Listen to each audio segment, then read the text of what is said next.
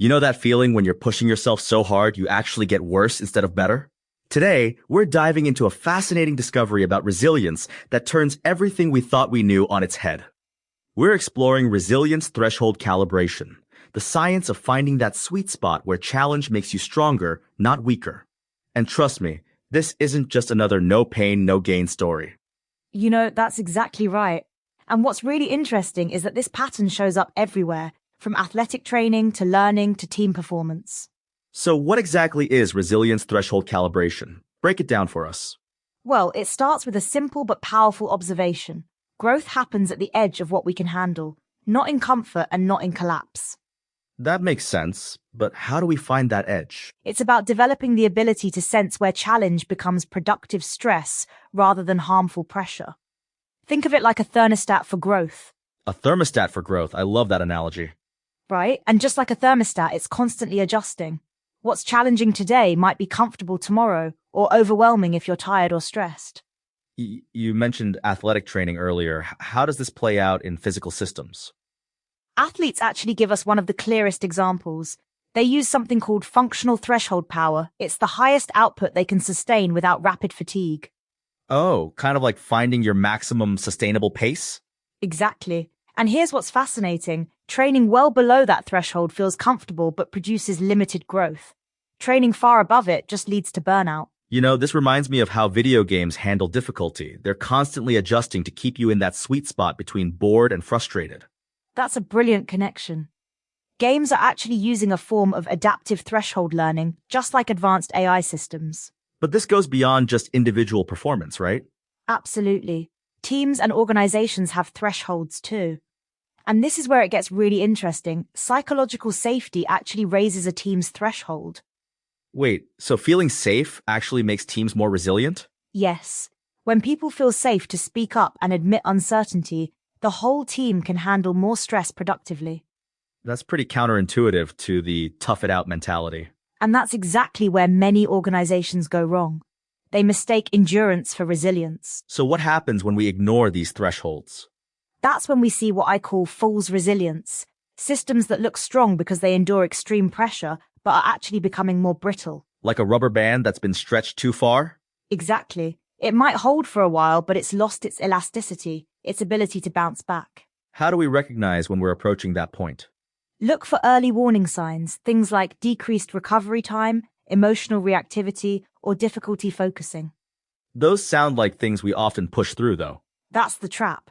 Pushing through those signals is like ignoring a check engine light. It might work for a while, but you're heading for a breakdown. So how do we start practicing better calibration? First, we need to shift our mindset. Instead of asking, how much can I handle? Ask, where is my optimal challenge point right now? That's a big shift from how most of us think about resilience. It is, and it's crucial, because resilience isn't about being tough, it's about being responsive and adaptive. Can you give us some practical examples of what that looks like? Sure. In learning environments, it means finding what Vygotsky called the zone of proximal development, challenges that stretch you but don't overwhelm you. And in work environments?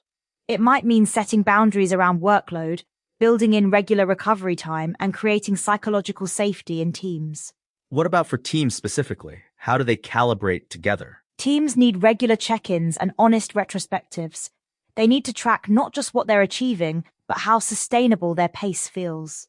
That makes me think about startup culture and the whole hustle mentality. Yes.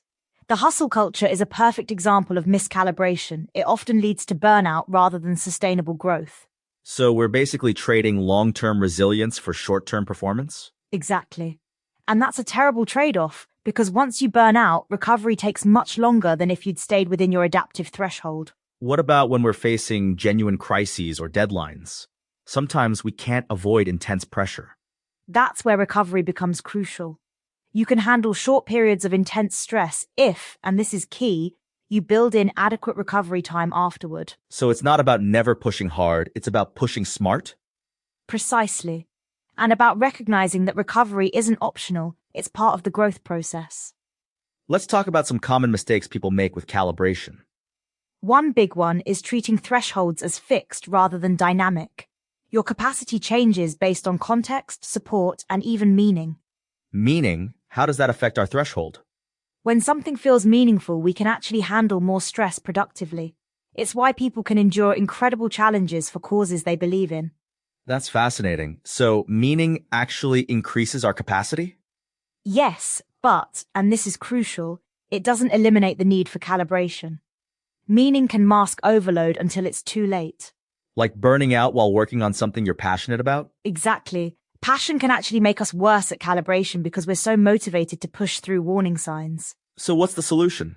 How do we stay passionate but also calibrated? Regular check-ins with yourself and others. Pay attention to recovery quality, not just performance metrics.